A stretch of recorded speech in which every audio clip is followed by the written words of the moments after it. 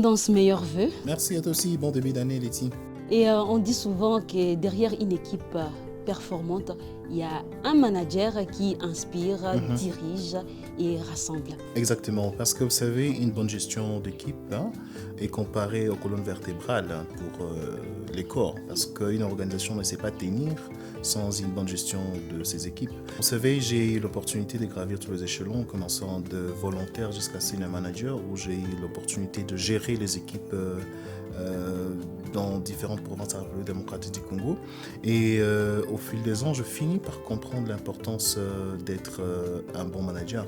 S'il faut plutôt dire faire une bonne gestion d'équipe. Et c'est en ce sens-là que j'ai tiré quelques leçons pour être un bon manager d'équipe. Allez-y, désolé de vous entendre. Non, en tout cas, comme tu as commencé là, ça commence à me faire... Et je suis vraiment ravie de discuter avec toi sur ces sujets. Comment être un bon manager dans ton équipe. Et on peut continuer avec ton expérience toujours. D'accord. Et au fil de mon expérience professionnelle, c'est que je finis par comprendre qu'il est très important, de prime abord, de faire comprendre à votre équipe, aux membres de votre équipe, l'orientation stratégique de votre organisation. Ce qui fait qu'ils puissent comprendre sa mission, sa vision, ses objectifs et quel est le rôle qu'ils ont à apporter, quel est le rôle qu'ils ont à jouer pour que les rapports soient significatifs pour atteindre les objectifs de l'organisation. Donc, il ne suffit juste pas de leur donner des ordres sans qu'ils ne sachent à quoi concourent leurs actions. Toi, en tant que manager, comment tu arrives à fixer tes objectifs ? Alors, c'est ici pour commenter ce que tu viens de dire, Letty, en tant que manager. La première des choses, il faut d'abord définir les objectifs annuels, comme pour une organisation, que ça peut être une entreprise, quels sont les objectifs annuels. Ensuite, au niveau des objectifs, vous allez les éclater maintenant par équipe, quel est le rôle que chaque équipe devra jouer. Et par la suite, vous allez donc définir les objectifs de votre équipe. Si vous êtes une équipe de techniciens, vous êtes une équipe de marketing, vous êtes une équipe de finances, quelle est votre mission, quels sont vos objectifs ? Par la suite, il faut maintenant éclater au niveau individuel. Il faut savoir quel est le rôle de chaque individu pour l'atteinte de ces objectifs-là. Une fois cela bien défini en tant qu'objectif au niveau individuel, il faut maintenant faire ce que nous appelons la cartographie des compétences de votre équipe. Parce que vous devez attendre des résultats, vous devez attendre des objectifs, mais est-ce que vous disposez de toutes les compétences nécessaires au sein de votre équipe pour les atteindre ? Et cela vous permet d'avoir un aperçu sur l'ensemble de votre équipe.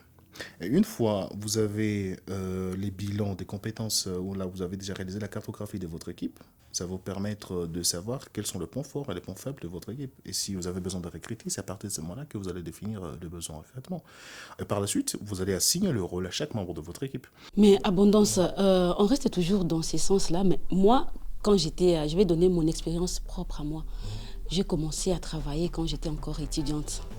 Et paf, j'ai trouvé du boulot. Okay. On m'a engagée comme chargée de communication dans une entreprise brassicole.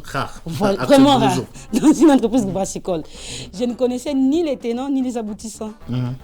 On m'a donné un job description sans pour autant avoir une formation quelconque. Je ne savais pas comment est-ce que j'allais me prendre. Et ces genres de management... C'est embarrassant parce que vous savez, c'est comme si je vous disais accompagne-moi et que vous ne savez pas où nous allons. Là, c'est carrément dans le noir. Et là, comment est-ce que quelqu'un peut s'y prendre ? Alors, la première des choses, je veux me placer dans la posture de manager. Donc, lorsque vous avez de nouvelles recrues, la première des choses, c'est vous rassurer. Donc, tout ce que je viens à peine de discuter là. Mais aussi, il est capital, par exemple, que les managers puissent faire ces bilans-là des compétences de votre nouvelle recrue. Une fois que vous avez fait les bilans des compétences, ça vous permet d'avoir un aperçu sur ce dont la personne a le plus besoin en termes de formation, en termes de compétences. Et c'est votre rôle à vous de l'amener jusqu'à la réalisation de l'acquisition de ces compétences-là. Et dans ces cas-là, vous pouvez voir, est-ce qu'au sein de l'équipe, vous avez déjà des membres de l'équipe qui ont déjà ces niveaux-là de compétences auprès de qui la personne peut apprendre? Est-ce qu'elle peut suivre des formations, encourager la lecture, faire des évaluations à mi-parcours? Tu viens de soulever un point très important, faire l'évaluation à mi-parcours. Tu peux m'expliquer comment y parvenir? D'accord. Alors, une chose d'abord que j'aimerais souligner, que les évaluations ne devaient pas être perçues comme un moment de sanction. Ce n'est pas un moment de règlement de compte, parce que les évaluations à mi-parcours, cela permet au manager de savoir comment préparer son équipe pour atteindre des résultats. Et comment préparer d'abord cette équipe-là? Pour avoir d'abord une bonne équipe, vous savez, il y a ces climats de travail, ces climats de travail sur lesquels vous devez travailler. Parce qu'avec un mauvais climat de travail, même avec des personnes très performantes, vous aurez des résultats médiocres. Et donc, vous devez d'abord vous rassurer que vous avez mis en place un climat de travail apaisé. Et lorsqu'on parle de climat de travail apaisé, c'est l'interaction humaine au sein de votre équipe. Est-ce que l'équipe participe aux objectifs de votre... Tout le monde participe. C'est important qu'ils comprennent pourquoi on les amène à faire ce qu'ils font et que leur point de vue soit pris en compte. Qu'on ne vienne pas juste leur bombarder de stratégies, que le stratégie aussi vient de l'équipe, ça va renforcer la participation. Et il y a un outil très intéressant qu'on appelle outil de HPI qui permet d'évaluer la santé de l'équipe. Et donc, il est possible de l'utiliser pour voir la santé au niveau de l'équipe. Alors, pour faire ces évaluations en mi-parcours-là, là, c'est au niveau individuel de chaque membre de votre équipe. En tant qu'équipe, vous devez également avoir des réunions de façon régulière. Par exemple, chaque semaine, vous pouvez avoir une réunion d'évaluation. Et vous pouvez ajouter le point à l'ordre du jour comme vous voulez. Mais c'est très important de toujours revoir quels sont les objectifs que vous êtes fixés et quelles sont leurs réalisations. Cela permet et renforce le sens des redevabilités au sein de l'équipe. Et vous-même, en tant que manager, vous devez être prévisible. Ça veut dire que lorsque vous leur avez promis de réaliser quelque chose, vous le faites réellement. Et vous, en tant que manager, il est également très important que vous ayez votre plan de développement de performance. Donc, à l'issue de réalisation, parce que vous avez des assignations, soyez honnête avec vous-même, ou si vous avez votre senior manager, essayez un peu de définir avec votre senior manager quel est le bilan de compétences qu'il établit pour vous. Abondance. On évalue, on crée une bonne équipe. Et puis, il y a un adage qui dit c'est un adage swahili. Et si on parlait un peu de la gestion des tensions au sein d'une équipe. Et surtout, à ne pas oublier, parce que j'ai déjà travaillé quelque part où c'est les managers qui créaient des tensions au sein de l'équipe. Les managers voulaient à tout prix qu'on l'appelle chef. Ce qui frustre, c'est l'attitude. L'attitude avec laquelle on veut faire asseoir sa posture au sein de l'équipe. Premièrement, ce n'est pas une question de frustration, ce n'est pas frustrant votre équipe. Vous savez, si vous faites trop de pression, vous allez tuer la créativité de votre équipe. Par ailleurs, il faut plus travailler des mesures incitatives. Et parmi des mesures incitatives, il y a la reconnaissance. La reconnaissance, donc c'est très important de reconnaître les efforts de votre équipe. C'est très important dans des réunions mensuelles ou hebdomadaires de reconnaître, de le féliciter devant tout le monde. C'est très capital. Et deuxièmement, s'il faut gérer les conflits, il ne faut pas attendre à ce que vous, en tant que manager, vous ne devez pas prendre toute la gloire de votre équipe. Surtout ça. C'est frustrant. Oui. Il faut bien évidemment, c'est sous votre leadership que l'équipe arrive à atteindre des résultats, mais c'est très important que l'équipe se reconnaisse dans la reconnaissance de résultats-là. Permettez-moi de le dire ainsi. Ça veut donc dire que s'il y a des reconnaissances au niveau de l'entreprise, il faut que vous ayez cette humilité de dire d'un coup fort que ce travail n'allait pas être possible sans le concours de mes collaborateurs. Voilà. D'accord ? Ça, c'est très important. Il faut que les gens reconnaissent que vous reconnaissez les efforts qu'ils fournissent pour l'atteinte des objectifs de l'entreprise. Et laisse-moi revenir au point de tension au sein de l'équipe. Il faut reconnaître d'abord parce que les conflits sont naturels. Les conflits ne sont ni bons ni mauvais, mais les conflits sont naturels. Naturels dans le sens où, également, là où vivent les humains, c'est normal qu'il y ait des conflits. Mais les plus importants, c'est savoir distinguer les intérêts et la prise des positions. Trop souvent, c'est la prise des positions que les gens vont afficher. Je n'aime pas travailler avec tel collègue. Tel collègue, je le trouve grossier. Tel collègue n'est pas coopérant. Tel collègue... On essaie de parler beaucoup plus de positions, mais pour quel intérêt ? Il faut creuser beaucoup plus vers les intérêts. Creuser vers les intérêts, ça veut dire savoir pourquoi je réclame le respect de notre collègue. Voilà. Et c'est sur les intérêts qu'il faut comprendre à la base. Et pour ce faire, vous pouvez appeler chaque collègue en privé et vos collaborateurs en privé, pourquoi vous vous sentez frustré par ça. Et là, c'est très important de les initier à ce que les anglophones appellent les I-message. Ça veut dire, les I-message, c'est 4 étapes dans le message, lorsqu'il faut parler de ce qui vous frustre. Il faut parler de G, pas dire nous ne voulons pas, non. Dit j'ai ou on n'aime pas, dit je n'aime pas. Dit l'acte qui te pose problème, par exemple, je n'aime pas lorsque tel collègue parle sur ces tons. Voilà. C'est très important de parler aussi de ce que vous ressentez lorsque la personne parle de ces tons-là. Dire que, par exemple, je me sens frustré, je me sens rabaissé, je me sens... En quatrième position, c'est très important de parler, c'est que vous pensez comme être... Qu'est-ce que vous pensez être comme une solution? Je pense que la prochaine fois, je mairie que mon collègue parte ici.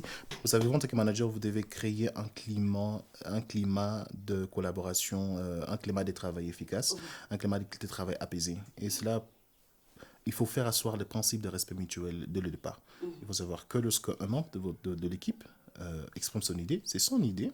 Il faut créer les intérêts. Pourquoi il pense que cette idée est la meilleure ou devait être implémentée et qu'est-ce que la personne pense de ressources nécessaires pour implémenter l'idée. Et ça regarde ce que je disais au début. Il faut que les gens comprennent la vision et les objectifs de l'entreprise, également votre mission. Parce que tout ce qu'ils vont proposer comme mission, plutôt comme stratégie, il faut qu'ils parviennent à expliquer comment cela concourt à l'atteinte des objectifs ou à la réalisation de la mission de l'entreprise. Et là, c'est très capital en tant que manager. C'est pourquoi je parlais de l'outil HPI. C'est un outil qui permet d'évaluer une équipe, comment l'espace, les climats de travail d'une équipe. Et cela vous permet en tant que manager de savoir quels sont les points sur lesquels vous devez agir. Et parlant de ça, vous savez, il y a par exemple le point de réprimer. On ne réprime pas un collaborateur en public. Malheureusement, ça s'est fait dans beaucoup d'organisations. Malheureusement, c'est une mauvaise habitude qu'il faut combattre. Et c'est pourquoi il y a un dicton qui dit qu'on réprime en privé, on félicite en public. Oui. Ce qui veut dire que lorsqu'un collègue pose un acte contraire au principe de l'organisation, il faut le réprimer sur les champs en privé. Oui. Par exemple, il faut appeler tel collègue. À peine que l'action vient de se passer, si c'est un accrochage entre deux collègues, il faut les appeler dans votre bureau et leur dire clairement, je n'aime pas apprécier que vous ayez fait ça. Normalement. Ça me frustre pour ça. Okay. Et voilà ce que je pense que vous devez faire la prochaine fois. Et lorsqu'il faut féliciter, il faut le féliciter devant le gens. Il ne faut pas féliciter juste en privé. En tout cas, tu as bien fait les rapports. Ayez cette humilité-là d'encourager votre équipe aussi en public. Et ce qui nous amène d'ailleurs dans le point de la collaboration efficace. Hein? Il y a les encouragements et quoi d'autre peut amener à une collaboration efficace? Vous avez parlé de la collaboration efficace, c'est très capital parce que dans une équipe, si vous n'êtes pas en mesure de collaborer, il est très difficile que vous jouez. C'est comme une équipe de football, s'il y a celui qui a la balle, il veut à tout prix qu'il soit le même joueur qui garde la balle du début jusqu'à la fin. Il est carrément possible que vous puissiez marquer. C'est pourquoi, pour des outils de collaboration efficace, il y a aujourd'hui la technologie et d'abord l'organisation du travail. Il faut que vous soyez à mesure d'organiser votre travail de manière collaborative. Il y a des outils, par exemple, ça peut être votre calendrier pour spécifier les tâches ou quel moment vous êtes libre. En principe, le bureau n'est pas un lieu de tourisme, hein, tel que j'aime toujours le dire à mes collaborateurs. Le bureau, vous n'êtes pas venu sur le bureau pour faire le tourisme, donc vous devez savoir comment vous allez gérer les temps de votre autres collègues. Donc voilà, donc vous êtes venu pour le boulot, exactement, c'est ça. Vous êtes venu pour le boulot, et ça doit se voir sur votre calendrier. Oui. Des deux, il y a des outils de collaboration tels que Asana, Salesforce, ou vous faites la gestion de projet. Par exemple, vous avez des objectifs. Chaque membre de votre équipe doit avoir un compte dans, par exemple, Asana ou Trello. Oui. Et vous savez quels sont les objectifs assignés à chacun et quels les délais. Oui. Au deadline, il n'y a pas beaucoup de français, comme on aime le dire. Il n'y a pas trop de discours à faire. Le deadline, c'est le 30, la fin du mois. Vous êtes lié à l'obligation des résultats. S'il n'y a pas le résultat, il faut que la révision soit valable. Et vous, en tant que manager, vous devez savoir appuyer vos collègues. Ce n'est pas juste donner de l'ordre. Je vais prendre un cas, une situation où j'ai besoin que Madame Laetitia aille nous représenter à une activité importante. Et qu'à côté de cette activité importante-là, il y a aussi une autre demande urgente d'un partenaire qui veut qu'un rapport soit réalisé en toute urgence. Pendant que l'activité doit se dérouler, Laetitia doit aussi préparer les rapports. Et que vous dites à Laetitia, allez nous représenter l'activité, il faut juste l'appuyer quelque part. Si elle vous dit par exemple que j'ai un rapport à finir, posez Madame Laetitia, est-ce que je peux vous aider à faire les rapports? Comme ça, vous irez participer à l'activité. Donc là, vous êtes un manager qui apporte de l'aide. Oui. Donc, c'est très capital en tant que manager que vous... Le manager doit travailler, en d'autres termes, il doit travailler. Exactement, ouais. C'est pas juste donner des ordres. Exactement, donc il doit avoir un aperçu sur tout ce que chaque collègue chacun ou chaque membre de son équipe fait comme travail. Ça, c'est le minimum que le manager puisse faire. C'est la raison pour laquelle nous avons insisté à faire les évaluations à mi-parcours, parce que cela permet... Et l'évaluation à mi-parcours, juste pour mettre les contextes, ça veut dire qu'avec chaque membre de votre équipe, vous devez au moins une fois toutes les 2 semaines avoir une réunion tête-à-tête où vous devez comprendre son évolution au sein de l'équipe, quelle est son appréciation, quels sont les défis auxquels il fait face en tant qu'individu. Et par moment, il peut vous partager d'autres difficultés auxquelles il fait face ou elle fait face en dehors du cadre professionnel. Parce que s'ils ont des soucis au niveau de la famille, c'est tout à fait normal que cela puisse se répercuter au sein de l'organisation. Et vous, en tant que manager, vous devez avoir un niveau d'intelligence émotionnelle assez élevé pour comprendre comment vous allez le gérer au sein de l'équipe. Merci beaucoup. En tout cas, c'est un plaisir de partager avec toi. Plaisir partagé. Je sais que ce n'est pas la fin. Oui. On va continuer, on va aider nos amis partout où ils sont dans le monde. Abondance, merci beaucoup. Plaisir partagé, Laetitia. Merci, bon début d'année à toi aussi.